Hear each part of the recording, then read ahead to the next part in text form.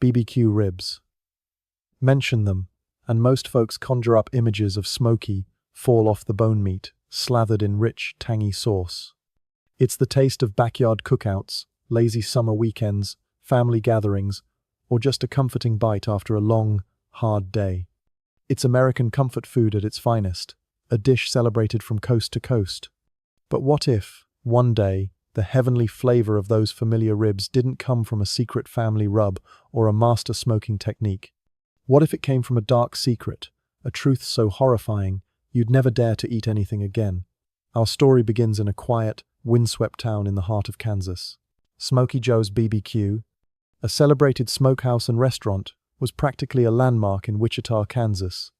Located right on the main avenue, Smoky Joe's wasn't just a place to eat. It was an institution, a symbol of local culinary excellence, a trusted spot for athletes, politicians, and tourists alike, visiting from all corners of the country. At its helm was Sarah Jenkins, a woman in her early 60s with neatly pinned silver hair and sharp, no-nonsense eyes. She was a woman of few words, known for her stern demeanor, but her hands-crafted ribs whispered to be the best in the Midwest. Working alongside her, managing the operations, was her only son, David Jenkins, a man in his early 30s with a tall, composed presence. In stark contrast to his mother, David had a gentle, amiable nature that made him well-liked by everyone. He was utterly devoted to his wife, Emily Clark. Emily was a vibrant, beautiful, and modern young woman, a popular lifestyle and food influencer on social media. She didn't work at the smokehouse, instead running her own highly successful online business. To outsiders, their family life was the quintessential American dream, a picture of success and happiness. As Labor Day approached, orders at Smoky Joe's skyrocketed. The staff worked tirelessly, the sizzle of the grill and the irresistible aroma of smoked meat filling the neighborhood. It was around this time that Sarah informed her employees and neighbors that Emily had to rush back to her family in Colorado. She explained that Emily's mother was seriously ill and needed full-time care. Everyone offered their sympathies and well wishes.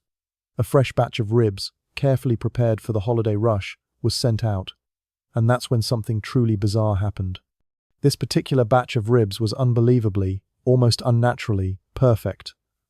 Immediately after deliveries, Sarah's phone started buzzing off the hook. Major restaurants, long-time customers, they were all calling, voices laced with astonishment and praise. "Sarah, what's your secret this time?" one excited chain owner from Texas exclaimed. "These ribs are out of this world good. The meat's got this rich, deep sweetness, and it's incredibly tender, yet still has a perfect bite. Our customers can't get enough. They say they've never tasted anything like it. You've really hit a home run." Another local specialty shop owner texted, "Sarah, this batch of ribs is a masterpiece. I sold out completely in 2 days. People were practically fighting over them. They said the flavor was incredibly unique, truly captivating. Please save me double for the next order." Faced with this flood of compliments, Sarah maintained her humble facade on the phone. "Oh, I guess I just got lucky with a fantastic cut of pork from a local farm this time," she'd say with a dismissive wave. "And maybe a tiny tweak to the recipe. I'm just happy you guys are selling well." She kept a placid demeanor, but a fleeting, almost imperceptible gleam of satisfaction would occasionally flicker in her stern eyes. Among the regulars at Smoky Joe's was Mike Rodriguez, a young, Latino delivery driver. He wasn't a direct employee, but his job involved picking up orders from Sarah's establishment and delivering them across neighboring states like Missouri and Oklahoma. He'd been doing this for over 2 years, building a casual rapport with the family. He often chatted with David, and occasionally, with Emily when she dropped by. Mike also noticed the phenomenal change in the rib's flavor. But what truly caught his attention was David's sudden shift.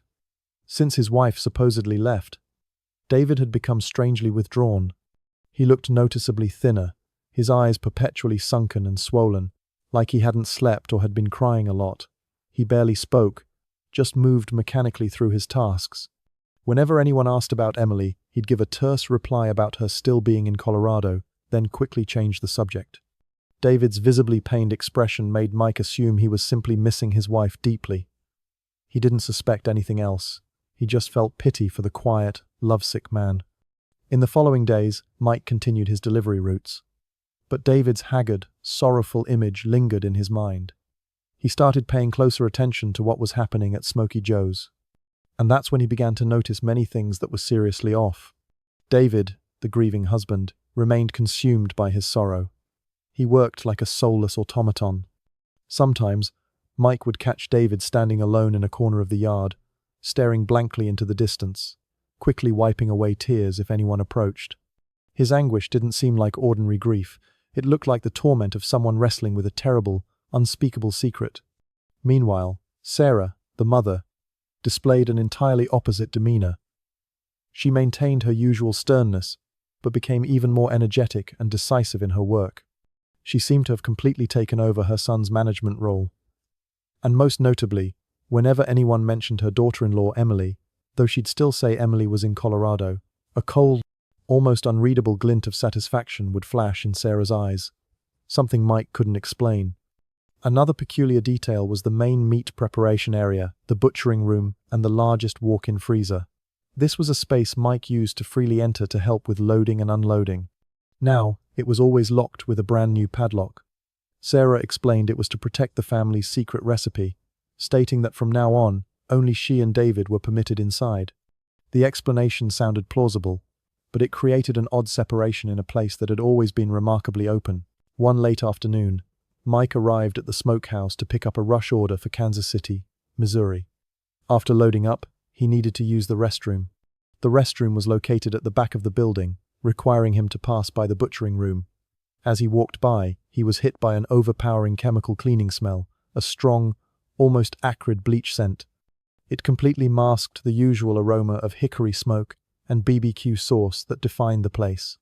He glanced through a small, grimy window of the butchering room and saw a strange sight. Sarah was inside, alone. She was using a high-pressure hose to meticulously scrub a large, industrial stainless steel meat grinder. She sprayed it repeatedly, inside and out, from the tiniest crevices to the surrounding floor. She scrubbed it as if trying to erase an invisible stain, with an almost obsessive thoroughness. A few days later, another incident occurred. Mike was picking up an order late in the afternoon, helping another worker load heavy boxes of finished ribs onto the truck. Carelessly, a box slipped from his grasp and crashed hard onto the concrete floor. The carton burst open, spilling dozens of foil-wrapped ribs across the ground. A few of the ribs, hitting hard, broke open, exposing the pinkish-brown meat inside. Sarah rushed out from the main office, a flicker of annoyance on her face. "What kind of work is this?" she snapped. "I'll get another box." Mike and the other worker quickly bent down to gather the spilled ribs. As Mike reached down to pick up a broken rib, his eyes suddenly froze. He saw something tiny, hard, and off-white embedded in the mangled meat of that broken rib. It wasn't a piece of pork bone or a sliver of garlic. Its shape was incredibly odd. Curiosity overriding caution, he pretended to continue cleaning up, but deftly used his fingertip to pry the object out and conceal it in his palm. He stood up, profusely apologizing to Sarah, quickly finished loading the truck, and drove off. Once he was on a quiet stretch of road, his heart pounding in his chest, he pulled over. He opened his palm. In the fading afternoon light, he carefully examined the tiny object. He froze. It was a very small bone, but its shape was unmistakable. It had joints, tiny ridges, and the distinct form of a human pinky finger bone, a partial, crushed human finger bone. At that exact moment, a memory flashed in his mind. He recalled the last time he saw Emily at the smokehouse. She was on her phone, and he'd casually noticed her fingernails. She had a set of beautiful, milky white, very fashionable nails, a polish she often showed off on her Instagram. A horrifying thought, an illogical yet terrifyingly logical connection, shot through him. The unnaturally delicious ribs, Emily's disappearance, the husband's profound grief, the mother-in-law's strange demeanor, and now a human finger bone found in the ribs themselves. The entire sequence of events could no longer be a coincidence. Mike sat in the truck cabin, his palm still clenched around the tiny bone fragment, his entire body going cold. The taste of the BBQ ribs he occasionally enjoyed now churned in his throat, creating a sickening, nauseating sensation. He knew he had stumbled upon a terrifying secret, an unimaginable crime. Mike knew he had to do something. He had to alert the police, but he was also incredibly scared. He was just a regular delivery driver, a newcomer with few connections in this town. Sarah and her family were a force here. They had money, influence, and deep roots in the community. If he came forward directly, would anyone believe him? Or would they dismiss him as making false accusations? And if Sarah found out, he and his family would surely be in danger. A woman capable of such a monstrous act wouldn't hesitate to eliminate a witness like him. After a sleepless night, Mike made a decision. He couldn't stay silent, but he also had to protect himself. He decided to report the matter anonymously. The next morning, he didn't go to work. Instead, he drove to an internet cafe in a different part of the city, far from the BBQ joint. He meticulously typed out a letter. He dared not write it by hand, fearing his handwriting might be recognized. In the letter, he recounted in meticulous detail everything he had seen and suspected over the past few days. He wrote about the sudden disappearance of Emily Clark. He described the strange, contrasting attitudes of Sarah and David. He mentioned the always locked butchering room, the overpowering chemical smell, and most importantly, he described finding a bone fragment resembling a human finger bone in a broken rib. He didn't sign his real name, simply putting, "a concerned citizen." Once finished, he printed the letter and placed it in an envelope. He wrapped the tiny bone fragment in a small plastic bag, carefully sealed it, and put it inside the envelope as well. He didn't send it to the local Wichita police or the county sheriff. He feared the information might be leaked. Instead, he researched and sent a certified letter to the one address he trusted. The office of Special Agent John Miller, Head of Criminal Investigations, at the Kansas Bureau of Investigation, KBI, in Topeka. Agent Miller was known statewide as an upright and highly successful investigator, having solved many major cases. A few days later, the anonymous letter landed on Special Agent Miller's desk. Initially, receiving an unsigned letter made him a little skeptical. But when he opened the envelope, read its contents, and saw the attached physical evidence, the small bone fragment, his face became grim. The letter outlined a scenario beyond imagination, an event that, if true, could shake the entire state and even the nation. Agent Miller immediately called an emergency meeting. He reported the matter to the KBI director. A special task force was assembled that same day, led personally by Agent Miller. The task force's first mission was to discreetly and cautiously verify the information in the letter. The bone fragment was immediately sent to the KBI forensic lab for analysis. Simultaneously, a team of detectives was dispatched to verify the identity and whereabouts of Emily Clark, Sarah's daughter-in-law. They quickly made contact with Emily's family in Denver, Colorado, and a crucial truth was exposed. Emily's family stated that her mother was perfectly healthy, not ill at all. Even more horrifying, they had completely lost contact with Emily for over a week. The last time Emily called, she seemed cheerful, with no unusual signs. Her family had simply assumed she was still doing well in Kansas. Sarah's lie was exposed. What began as a suspicion officially became a missing person case with strong indications of foul play. With this vital information, Agent Miller decided to approach the suspects subtly to avoid alerting them. He sent a team, posing as Kansas Department of Health and Environment officials, to Smoky Joe's for a surprise health inspection. When confronted by the inspection team, Sarah and David remained remarkably calm and cooperative. They cheerfully led the team through the facility. When an officer casually inquired about Emily, Sarah responded naturally. "Oh, she's still in Colorado taking care of her sick mother," she said. "She should be back soon." David stood silently beside her, his face momentarily flickering with pain, but he said nothing. Their demeanor was too calm, too professional, making the seasoned detectives feel a chill, even knowing the truth. In parallel with approaching the suspects, another investigative team was assigned the most critical task: to locate the anonymous tipster. Based on information from the post office and a review of relationships, especially those who frequently entered and exited the smokehouse, they narrowed down their focus to Mike Rodriguez, the delivery driver. Initially, when the police approached him, Mike was terrified.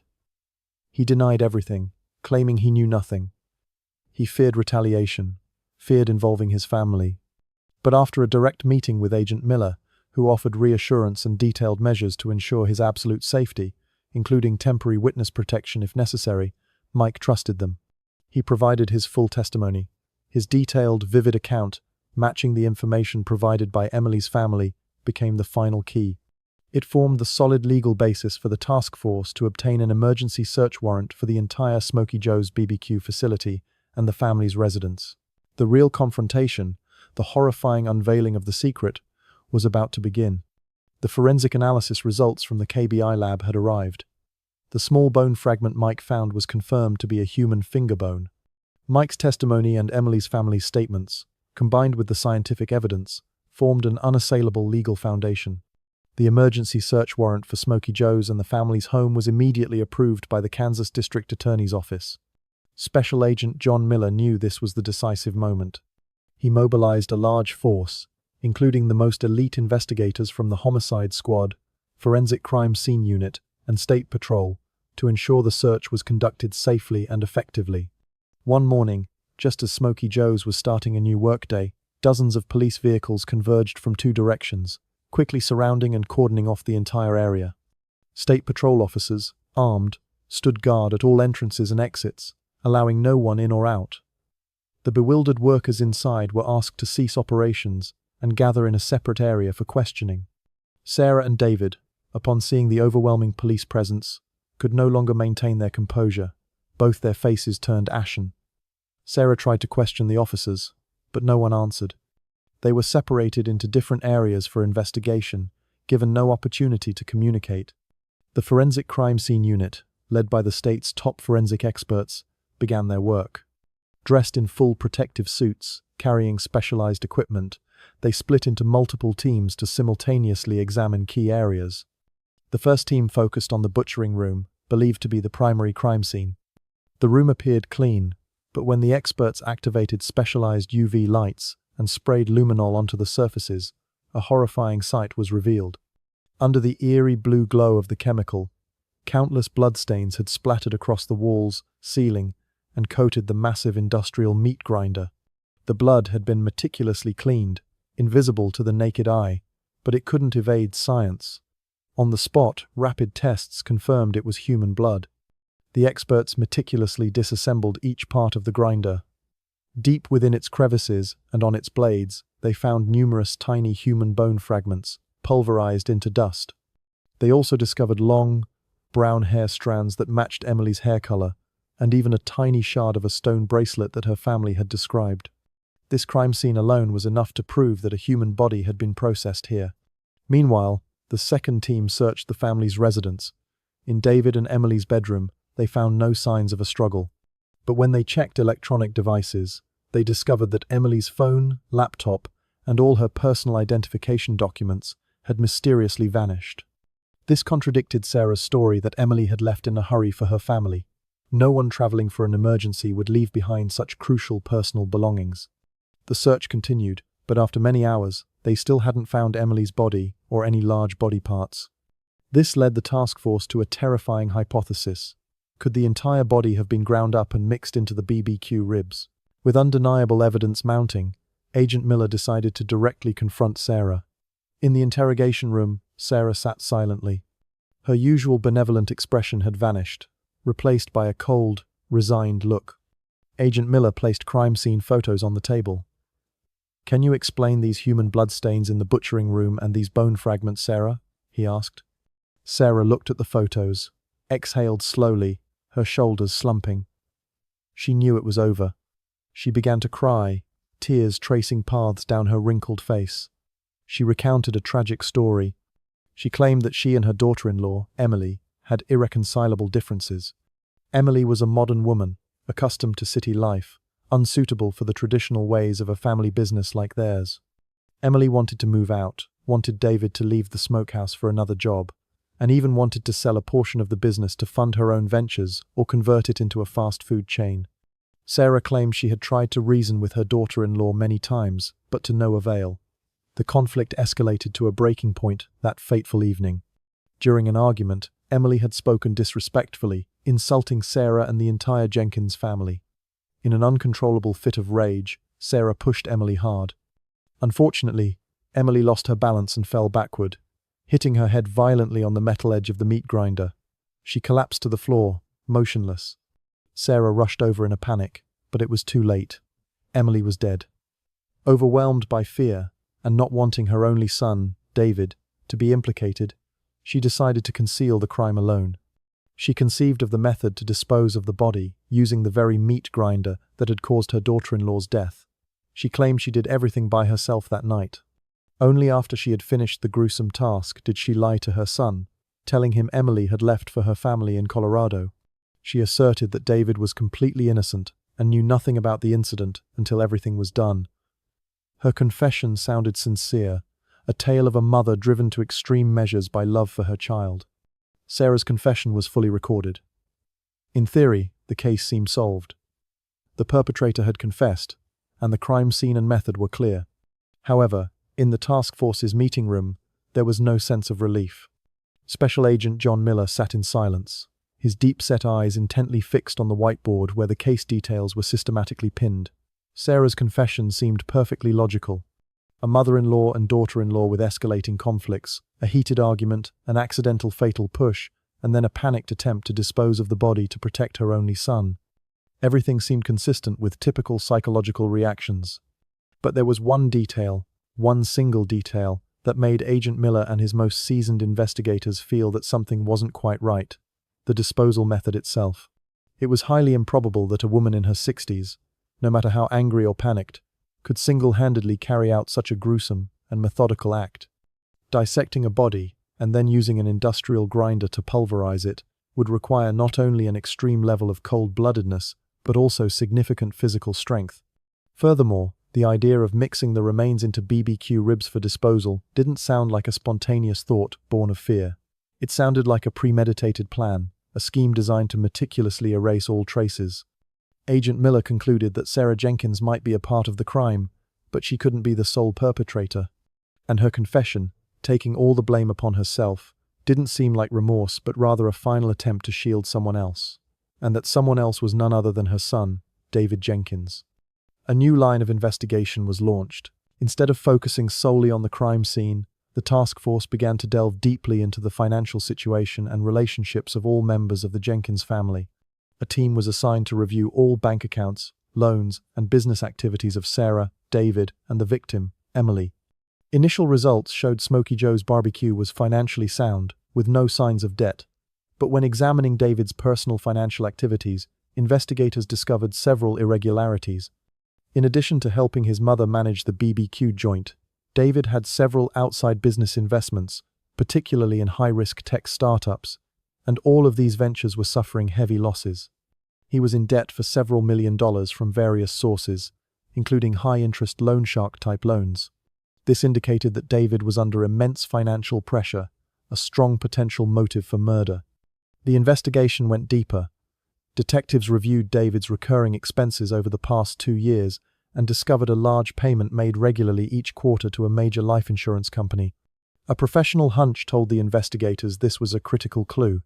They immediately sent a subpoena to the insurance company, requesting information about any policies related to David Jenkins. A few days later, the information from the insurance company arrived, and its contents completely changed the dynamics of the case. According to their records, nearly a year prior, David Jenkins had purchased a life insurance policy for his wife, Emily Clark. The unusual part was the policy's extremely high value, $10 million. And in the section for the sole beneficiary in the event of the insured's death, the name clearly written was David Jenkins, the victim's husband. This discovery hit the task force like a lightning bolt. The motive for the case was no longer a simple mother-in-law, daughter-in-law conflict. It had become a premeditated murder plot to claim a massive insurance payout. The fact that the policy was purchased nearly a year before indicated that this plan had been prepared and calculated for a long time, not a spontaneous act of rage. Sarah's confession now revealed its true nature. It was an elaborate charade. She wasn't confessing out of remorse. She was trying to take the fall for her son. She hoped that as an elderly mother, committing a crime in a moment of anger, she might receive leniency from the law, or at least a less severe sentence.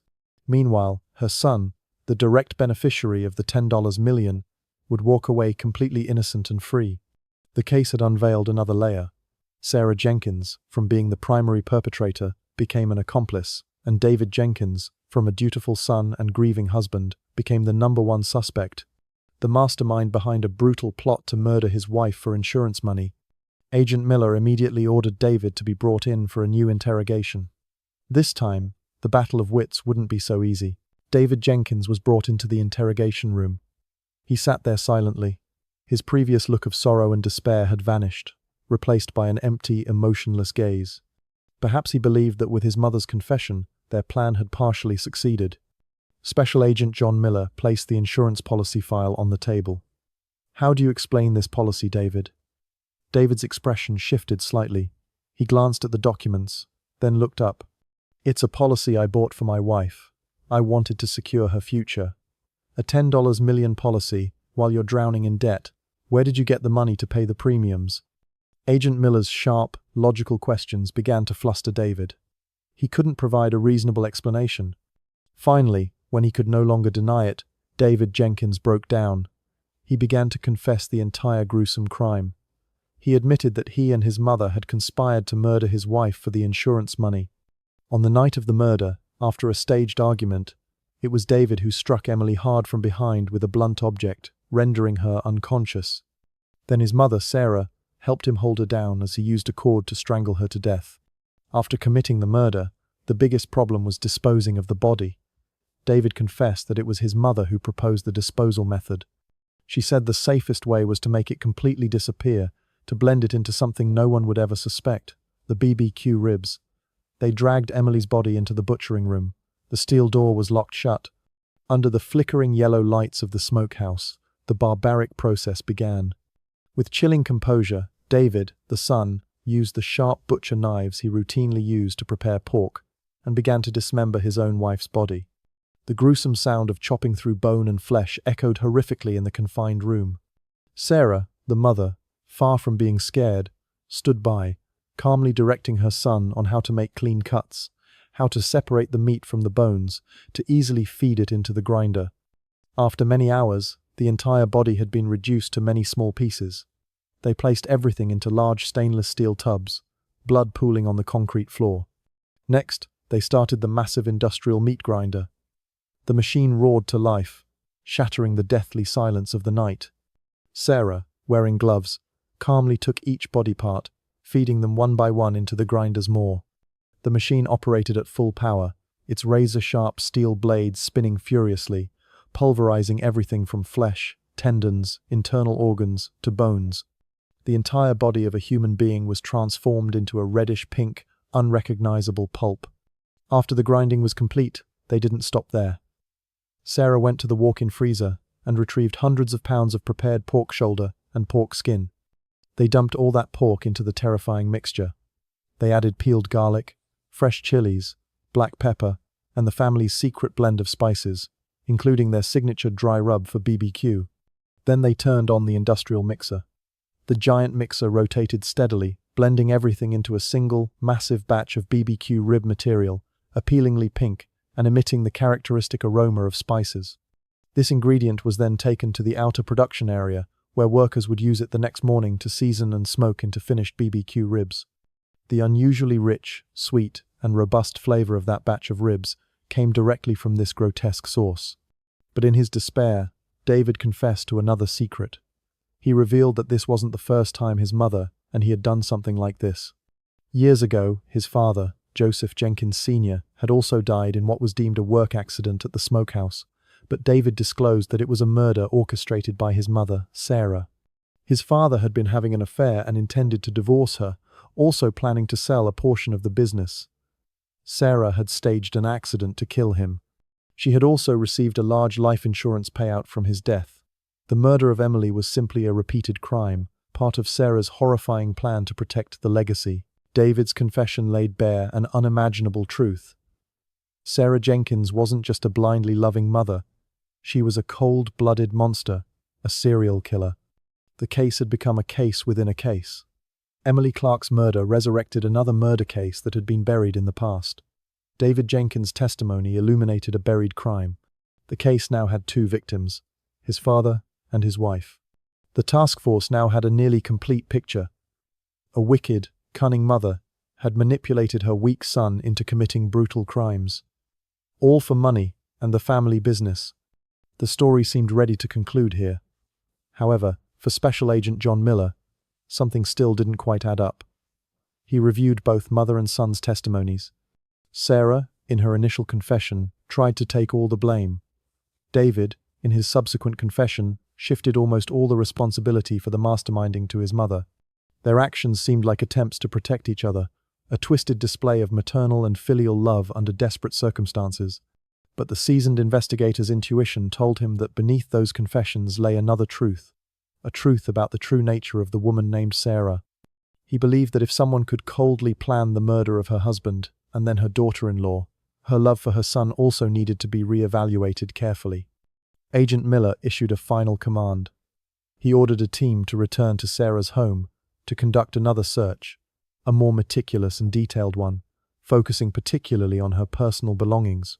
Look for anything that might reveal this woman's true thoughts, he instructed. The detectives returned to the scene. This time, they left no detail unchecked. They examined every book, every drawer. And then, in an old wooden box tucked carefully under Sarah's bed, beneath faded family photos, they found something no one expected. It was a handwritten letter, placed in a carefully sealed envelope. On the outside of the envelope were the words, "To my son, David. Only read when Mom is gone." The letter was immediately brought back to the task force. Agent Miller carefully opened it.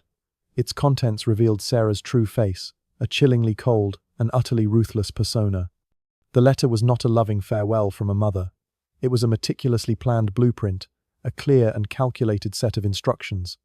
In the letter, she instructed her son on what to do after she had been arrested and taken the blame. He was to appear heartbroken and remorseful. He was to claim he was coerced and manipulated by his mother. He was to shift all blame to his departed mother, implying she would be imprisoned and no longer free. She wrote, "Mom is gone, so she has nothing left to lose.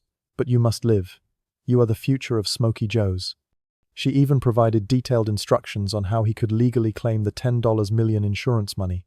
She advised him to use that money to hire the best lawyers, to lobby and influence, to ensure he would receive the lightest possible sentence, or even early parole. And then, at the end of the letter, she revealed her true motive. It wasn't blind maternal love. She wrote, "Your father was a destroyer, and your wife was a venomous snake. They only wanted to tear down the empire I spent my entire life building. I did all of this not just for you, but to protect this BBQ joint. It is my passion, my very life. Later, when you get out of prison, you must take over and make it even greater. Remember my words. Family is temporary. This legacy is forever." This letter was the final, conclusive piece of evidence, completing the horrifying picture of a sophisticated and utterly remorseless criminal mind. With the letter as irrefutable evidence, law enforcement quickly gathered enough proof to charge both Sarah Jenkins and David Jenkins with first-degree murder and disposal of a body. The case swiftly moved to trial. In court, the horrific details of how Emily Clark was murdered and subsequently dismembered and disposed of sent shockwaves not just through Kansas, but across the entire nation. National news channels like CNN, Fox News, and MSNBC provided extensive coverage of the Wichita BBQ horror case. Major newspapers like the New York Times and the Washington Post ran in-depth articles. Smoky Joe's, once a local pride, now became a symbol of disgust. Infamously dubbed human ribs. Restaurants and distributors who had once praised the exquisite flavor of that special rib batch faced a massive backlash and intense criticism from consumers. Many people reported feeling nauseous as the realization dawned on them what they might have consumed. Sales of BBQ products across the country were negatively impacted for a time. Smoky Joe's was immediately sealed off and declared bankrupt. Sarah Jenkins was sentenced to life imprisonment without the possibility of parole or the death penalty, depending on specific Kansas law at the time of the fictional crime, a rare sentence for an elderly woman. She maintained her chilling composure until the very end, showing not an ounce of remorse. David Jenkins, despite being an accomplice and a co-mastermind, thanks to his blame the mother testimony and the skilled lawyers hired with the very insurance money he stood to gain, received a lighter sentence, life imprisonment with the possibility of parole after 25 years. He was sent to a federal penitentiary. The case became a grim lesson in greed, moral decay, and the horrifying secrets hidden beneath a veneer of respectability. It forever remains a dark stain in the annals of American culinary and criminal history, a stark reminder that sometimes heavenly flavors can truly come from hell.